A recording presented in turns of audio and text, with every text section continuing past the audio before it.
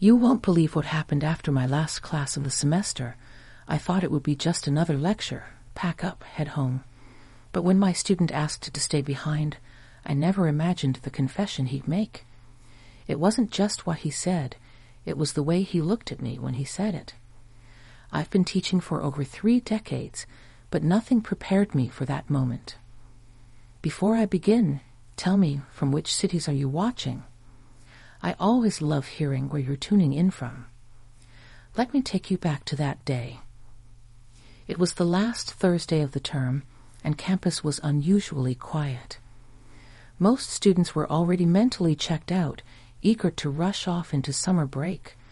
I had just wrapped up my final lecture of the semester, comparative literature with a bit of old-world philosophy woven in, the kind of subject that makes the more mature students lean forward and the younger ones squirm. I liked that tension. At 63, I've gotten good at reading a room. I can tell who's there to coast, who's genuinely interested, and who's trying to figure themselves out through every book we read. William was the last kind, curious, quiet, but with something simmering beneath the surface. He never interrupted, but he never looked away either. Always front row. Always a little too intense for a 20-something. That day, when the class ended and the rustle of backpacks and scraping chairs filled the room, William stayed seated. I noticed it right away. I always notice. I was gathering my books, slipping my glasses into my purse, and when I looked up, there he was, still sitting there, his eyes fixed on the desk in front of him. "William?" I said gently, not wanting to startle him. He looked up quickly, as if he'd just woken from a trance. "Professor Barbara, do you have a moment?"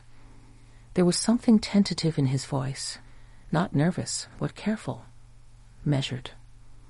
"Of course," I replied, a little more curious than I let on. "Is everything all right?" He hesitated, then nodded. I've been meaning to talk to you. I didn't want to do it during class." We were alone now. The classroom had emptied out. The hallway outside was quiet. The hum of the old overhead lights gave the room a soft, buzzing stillness. I motioned to the chair beside my desk. "Go ahead," I said. "Take your time." He stood up instead of sitting, walking to the window, then back again. His movements were full of energy he didn't know what to do with. "I know this is probably unprofessional," he started, "and I don't mean any disrespect, but I've been thinking about this for weeks, months, really." I sat still, watching him carefully.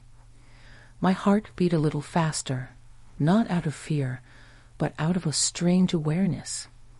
Something in the air had shifted. It wasn't just a student-professor conversation anymore. There was more. He finally stopped pacing and looked directly at me. His eyes were darker than usual, or maybe it was just the shadow of the afternoon light coming in through the blinds. "You probably don't remember the first time we spoke," he said. "It was after the lecture on the Age of Innocence. You told me I had an old soul." I did remember. I remembered the slight smirk on his face when I said it, like he wasn't sure if it was a compliment or a gentle tease. "That comment stayed with me," he continued, "not because it was flattering, but because I felt seen, and not just as a student." There was a long pause. I should have interrupted. I could have laughed it off, changed the subject, excused myself. But I didn't. I just listened. William stepped a little closer. He wasn't threatening, quite the opposite. He was vulnerable in a way that caught me completely off guard. "You make me feel something I haven't felt in a long time," he said, "like I can actually be understood, like I don't have to pretend." I sat back, swallowing the lump that had formed in my throat. I had no script for this moment. I had spent decades as a mentor, a guide, a listener. I was always the one with answers, the one with poise. But suddenly, I was just a woman. William, I began, and I could hear the weight in my own voice. He held up his hand gently, respectfully. I'm not asking for anything, he said quickly. I just needed you to know. I needed to say it out loud, at least once, before the semester ended. You don't have to respond. I didn't want to walk away and regret never telling you. My lips parted, but I didn't speak. There are moments in life when silence feels heavier than any words, and in that classroom, with the fading light casting long shadows across the whiteboard, I felt the truth of what he said settle between us. Not uncomfortable, not inappropriate, just honest. He finally smiled, a soft, sad kind of smile, then stepped back. Thank you for listening, he said. That's all I needed. And with that, he turned and walked toward the door. But before he could open it, I found my voice. Wait. He turned. And in that moment, one that I'll never forget, I saw him not as a student, but as a man, and I had no idea what I was going to say next. Wait, I repeated, and I was just as surprised to hear my voice as he was. My hand hovered midair, unsure of whether to gesture him back in or wave it off. He paused, one hand still on the doorknob, the late afternoon sun from the hallway casting a warm glow behind him, like something out of a dream. He didn't speak. He waited. So I stood, slowly, carefully. My body moved as if in slow motion, not from hesitation, but from the sheer gravity of what I was about to allow.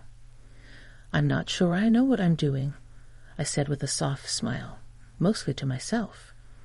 He turned fully back toward me, the door clicking shut behind him with a finality that settled heavily in the room. You don't have to know, he said. Neither do I. I nodded, absorbing that. How strange it felt to not be the one with the answer. How strangely freeing. I've been teaching for almost 35 years, I began, moving slowly around the desk, arms crossed loosely over my chest, half guarding my emotions. I've seen students come and go, eager and lost, brilliant and distracted. And some I remember long after grades are posted. You, William, you've lingered in my mind. His eyes held mine, not intense now, but open, present. It's not the age, I added before he could say anything. It's never been about that. It's the way you listen, the way you look at people like they matter, like you're trying to see something deeper. That's rare, especially these days. He took a tentative step toward me, and I didn't move back. There was no rush in the air, just tension, soft, magnetic tension that neither of us needed to name. I never wanted to cross a line, he said, his voice lower now. Not with you. You haven't, I replied, but I think maybe I have. He shook his head gently. No, you were just honest. There was a small silence after that, not awkward, but thick with emotion neither of us knew how to untangle. I walked past him, moving to the window, and pulled the blinds open slightly. The campus outside was emptying. Scattered students walking toward their cars, backpacks bouncing, laughter echoing in the distance. It felt like watching the world from inside a snow globe. Separate, untouchable. I don't get seen this way very often anymore, I admitted, my fingers still holding the edge of the blind. Not as a woman, just as Professor Carter. Or worse, ma'am. It's like the world put me on a shelf the moment I crossed 60. You're not invisible to me, he said, immediately, firmly. I turned to face him, my breath catching slightly at how steady he looked. His hands were in his pockets now, his shoulders relaxed but alert. He was watching me, not waiting for anything, just watching. like my presence itself had value. That did something to me. I spent years teaching about connection, I said, walking slowly back toward him. Literature, poetry, philosophy, all of it about people searching for someone who gets them.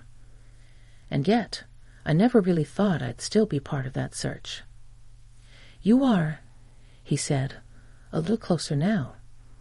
I stopped just short of him. My eyes traced the line of his jaw, the tension at the corner of his mouth. He was nervous, despite how calm he looked. I could feel it in the way he shifted his weight, in the slight tightness in his shoulders.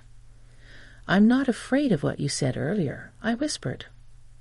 But I am afraid of what it could mean if I answer. I'm not asking you to answer anything, he replied, his voice low and full of something that sounded dangerously like care. I'm just here. There's a strange comfort in being seen without having to explain yourself. In that moment, William wasn't a student. I wasn't a professor. We weren't even people bound by rules or years or roles. We were just two souls briefly intersecting in a way that neither of us expected. I reached out, brushing my hand across the desk for support. It felt like a lifeline, something to tether me to reality. I don't think I've let anyone in like this, I murmured, more to myself than him. Then maybe it's time, he said, even if it's just for this moment. I looked at him for a long time, weighing every risk, every ounce of logic that told me to keep my distance. And yet, all I could feel was the warmth between us, the slow-blooming trust, the tender, unexpected gravity of something real. My hand found his, gently. No rush, no pressure. He didn't pull away. His fingers curled softly around mine, not possessively, not boldly, just enough to say, I see you. And for the first time in a very long while, I allowed myself to be seen. That night, I walked home in silence. The early evening breeze was warm, fragrant with late spring blooms. The streets were quiet, my heels clicking against the pavement as I tried to process what had happened. Nothing happened, and yet everything had changed. Not because of a confession, but because someone looked into the very heart of me and didn't flinch. I didn't sleep much. My mind played it all again and again. The way his eyes lingered, the gentleness in his words, the stillness between us. And one question kept rising through the silence of my room. What do I do next? The next morning, I stood in front of my bathroom mirror, brushing my silver-streaked hair with a kind of care I hadn't bothered with in years. I don't know what came over me, but everything felt different. My skin still held the memory of his touch, soft, fleeting, but grounding. I wasn't even sure if anything would happen next. But I felt it, the change, like something inside me had quietly shifted direction. The halls of campus felt oddly unfamiliar that day. It was as if I had entered a world where everything looked the same but felt completely new.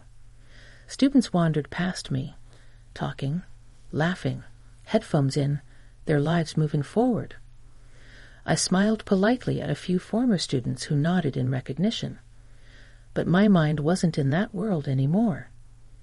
It was still in that quiet room with William, wrapped in the warmth of his voice, that look in his eyes. I hadn't expected to see him again so soon. But just after lunch, I stepped into my office, and there he was, sitting in the chair across from my desk like he belonged there. Calm, composed. And yet something in his face told me he wasn't sure he should be. You left the door unlocked, he said gently. I suppose I did, I replied, trying not to smile too much. He stood, his tall frame casting a shadow across my desk. There was a stillness to him, a quiet confidence, but I could tell he was waiting to see how I'd receive him. Would I pretend nothing happened? Would I be professional again? Push him back into the role of student? I closed the door behind me. Slowly. Deliberately. "It's just us now," I said, and he let out the softest breath, like he'd been holding it since the second I walked in. "I didn't know if I should come," he said, stepping a little closer. "I'm glad you did." I hadn't planned to say that. I hadn't planned anything. But in that moment, I realized I didn't want to return to how things were before. I didn't want to stuff all of that quiet, delicate emotion back into the vault of what-ifs. I wanted to understand what this was, even if it scared me. He moved to the window, glancing out at the quad, and I watched him for a moment. There was something old-fashioned about the way he held himself, hands behind his back, posture straight, like someone raised to be present in every moment. I liked that. "Last night," he began, still facing the window, I kept thinking. Did I ruin something? "No," I answered firmly. He turned. "I don't regret anything you said." I continued. "I don't regret the silence either. It told me more than words ever could." He stepped toward me, and now he was close enough that I could smell the faintest trace of cedar and something warm beneath it. Not cologne, something real. Something him. "There's something about you," he said quietly. "I've never felt this way before. Not like this." I looked up at him, heart beating in my throat. "You don't have to explain it, William." "But I want to," he insisted, his voice trembling slightly with emotion. "It's not just attraction. It's not some fantasy. It's the way you carry yourself, the way you look at people, the way you made me feel when I didn't even know I needed to be seen." His words hung in the room like dust in the sunlight. I didn't try to answer them right away. I let them settle, breathing in the weight of what he had just shared. "You make me feel alive again," I whispered, "and that terrifies me." He didn't try to fix the fear. He didn't rush in with promises or declarations. He just stepped close enough for me to feel the warmth of his body and said, "Let me walk beside you." That's all. We didn't touch. Not yet, but there was something deeper happening in that moment, the kind of connection that doesn't need physical confirmation to feel real. I realized then that my entire world had been reshaped in a span of days. I wasn't craving youth. I wasn't trying to relive a past. I was stepping into a future I hadn't known was possible. We sat on the little couch in my office, the one no student ever used unless they were falling apart. And yet here we were, side by side, both piecing something together that neither of us had expected to find. He asked questions, real ones, about my life, my past, my favorite books, the story behind the small photograph on my shelf of a younger version of me holding a newborn, my daughter now grown and living across the country. He asked with genuine interest, not as a way to win favor, but because he cared. It had been years since someone asked me questions like that. Years since someone looked at me as someone to discover, not just someone to learn from. I found myself laughing more than once. I couldn't remember the last time I laughed that way. Full, unguarded, the kind of laughter that shakes loose all the parts of you that have been dormant. The afternoon light began to fade, casting shadows through the blinds. I hadn't even noticed the time. We'd been talking for hours, lost in something that didn't have a name yet. "I should go," he said eventually, his voice softer now. "But can I see you again? Outside of this?" I paused, not out of doubt, but to really feel the moment. "Yes," I said, "but not as professor and student." He nodded, agreed. I stood to walk him out, and this time, when our hands touched, we didn't let go right away. It was simple. No drama. Just two people holding on. After he left, I sat back down on the couch and closed my eyes. I didn't know where this would lead. I didn't even know if it would last. But I did know this. For the first time in a long, long time, I felt like the story of my life wasn't over. Something new was beginning, and I wasn't afraid to turn the page. The days that followed passed like chapters in a book I didn't want to end. William and I met again, not on campus, not in my office, but in a quiet corner of a little bookstore cafe just outside town. It was one of those places with mismatched chairs, worn wooden floors, and a chalkboard menu that never really changed. We sat tucked away in the back, where the scent of old books blended with the rich aroma of coffee, and the world felt far away. He was already there when I arrived, waiting with 2 mugs and that same patient, steady look in his eyes. He stood when he saw me, as if it were instinct. No one does that anymore. "You remembered I take it with cream," I said, surprised. He smiled. Of course I did. We talked, not about what had happened, not right away. We talked about the small things, music, family, our first heartbreaks. He told me about his younger brother and how he used to walk him to school every morning when their mother worked double shifts. I told him about the summer I spent in Paris after my divorce, how I thought it would heal me, but instead just left me more aware of my solitude. But the space between us had changed. We weren't cautiously circling something anymore. We were in it. At one point, he reached across the table and lightly brushed a crumb off my lip with the pad of his thumb. It was the smallest gesture, quick, innocent, but I felt it like a spark up my spine. That night, he walked me to my car. It was late. The cafe had emptied out, the street quiet. A soft breeze tugged at the hem of my coat, and I watched as he hesitated by the passenger side, unsure. "You want to say something," I said, leaning back against the door. "I do," he admitted. "But I don't want to ruin the pace we found." "Say it anyway." He stepped closer. "I don't want this to be temporary." The wind moved my hair across my cheek. I didn't brush it away. "I don't either," I said. "But I'm afraid of what that means." He nodded, letting the silence settle. Then, with the softest voice, he asked, "Can I kiss you?" I didn't answer with words. I leaned in, letting my hand rest gently on the back of his neck as I closed the space between us. The kiss was soft, slow, not hungry or rushed. It was careful, curious. And in that one moment, I felt more seen, more wanted, more known than I had in years. We didn't speak after. We didn't need to.